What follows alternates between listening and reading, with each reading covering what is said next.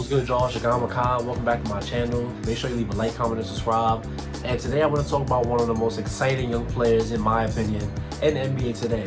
And he's not having the greatest rookie season so far. He's having a solid one, but overall he's not, in the Rookie of the Year conversation. And that man is Patrick Williams. Patrick Williams is a guy who plays for my Chicago Bulls. He picked him 4th overall last year in the 2020 draft. And I'm not gonna lie, when we first picked him, I was like, who is this guy? Because all the draft season last year, we had heard reports, the Chicago Bulls going to take Denny Avdija. The Chicago Bulls, they're going to look at other guys. I had not seen Patrick Williams' name come up for the Chicago Bulls on the draft board, in any draft board that I seen, in any draft, reports that I saw. So when we took him, I was kind of a little hesitant because I'm like, man, who is this guy? He came off the bench in college, so what does that say? And, I just had a whole bunch of takes being really ignorant about his game. But it took about a week. Once I saw his workouts, once I saw his, previous play in college, I'm like, man, this guy has some really, really good tools. He's really, really good size. He's, 6'7", 6'8". He has a 7-foot wingspan, 225 pounds. And he's one of the quiet guys that just puts his head down and just works. And, this season I've seen a lot of great flashes from Patrick Williams. Like, Patrick Williams is not somebody who's gonna, pop off the screen to you, but if you're a Bulls fan, if you're a guy who just, deeply loves basketball, there are some things that he does to where you see like, man, if he works on that, if he polishes that, if the Bulls, development team can help him work, his game, I can see him being a top 10 player in the future. I can see him being, a future all-star. And, the most exciting thing about Patrick Williams right now is his offensive ability so early on in his career. Early on in his career, he's already established that he has, this pull-up mid-range that always falls for some reason. Not literally always, but it is a very, very reliable jump shot. He can do it off of screens. He can do it off, catch and shoot situations where, one fake, one dribble into, the mid-range pull-up. And the thing about this shot is that he's very, very poised when he shoots it. He's not rushing. That's one thing I love about Patrick Williams. He's never rushing his game. His game is played at his pace. Nobody can get him, to do bad habits. Nobody can get him to, play at a pace other than his own. From the first preseason game, I'm like, man, this guy looks really, really poised and, really, really calm for a rookie. But it's just, time after time, we've seen his mid-range pull-up game come out. He clearly has great touch. He's a 74% free throw shooter, so that shows that his shooting is, ready for the NBA level. And he has this touch on these floaters, too, like when he gets into the lane. He has a mean floater game. I wouldn't say it's, Chris Paul level or something like that, but it works. It's, a floater is a nice tool to have if you're going to be a scorer. But another thing about him is that he's a great catch and shoot three-point shooter. He's about 37% on catch and shoot threes this year.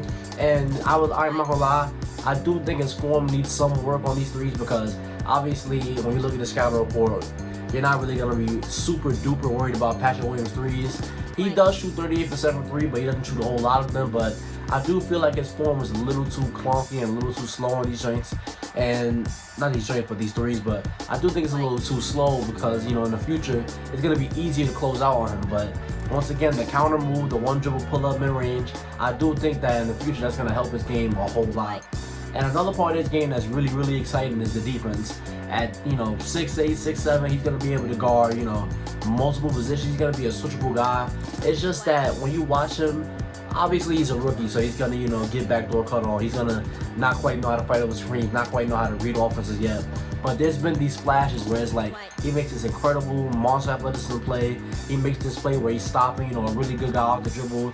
And he's just doing a lot of these things. When the Bulls played the Suns, I think last week or a couple nights ago, he had this play where a lob got thrown to DeAndre Ayton, and he just turned around. He was aware of where he was at. He turned around and blocked the lob, and I'm just like, man, this guy's gonna be really, really good. And the comp that I always hear from him is Kawhi Leonard. Obviously, that's a hell of a comp to have to live up to. Do I see Kawhi Leonard in his future? Not really, because Kawhi Leonard is a different kind of star, a different kind of beast. But I do see him being. I don't see. Maybe not superstar Patrick Williams, but sky's the limit. I want him to be the best that he can possibly be, but you can't really project somebody to be a superstar this early on, you know what I'm saying? But if next year he comes back with an improved handle, that's one thing about him that's not really that amazing yet. His handle is okay, but he's a very, very stiff dribbler. He's not really creative with his handle yet. What we saw with Kawhi early on in his career was that he didn't really work on his offensive game that much. He had a nice jump shot. He always had, a mid-range game, but it was improving the handle and be able to, create this shot on his own that took his game to the next level. So what I want for Patrick Williams is, improve his handle and improve his, aggressiveness, because I feel like sometimes he's a very, very passive guy. Along with the quietness, he's not really, chasing shots. He only has a 15% usage rate this year. So that means he's only involved in 15% of the Chicago Bulls plays this year. And it's just that I feel like when the usage goes up, because I feel like he's going to be the guy that's going to be number one on our squad in a couple of years. Now, do I think Zach LaVine could be a number one on the chip team? Most likely, but it's very, very hard for, your number one player to be not so great on defense. Zach is an amazing, otherworldly offensive talent, but defense is not really his thing. He's solid there, but it's not really his thing. We need a two-way wing, and Patrick Williams is the prototypical two-way wing, to where he can score off the dribble, he can score off the catch, he can play off ball. He has some nice cuts. You can throw him lobs. He has some nice cuts. He has awareness where if he sees a wide open lane, he's gonna slice through. Now we have a good passer in a good passer in Thad. We have a good passer in Vucevic, and we've already seen them, being able to gel together. But that's really all I got about Patrick Williams. I think he's going to be a really, really good star. At minimum, I think he's going to be at least a perennial all-star in this league. But that's just me, being hopeful as a Bulls fan.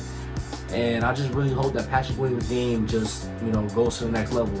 But yeah, if you see this in this video, thank you. Don't forget to like, comment, and subscribe. And I'll see you on the next one.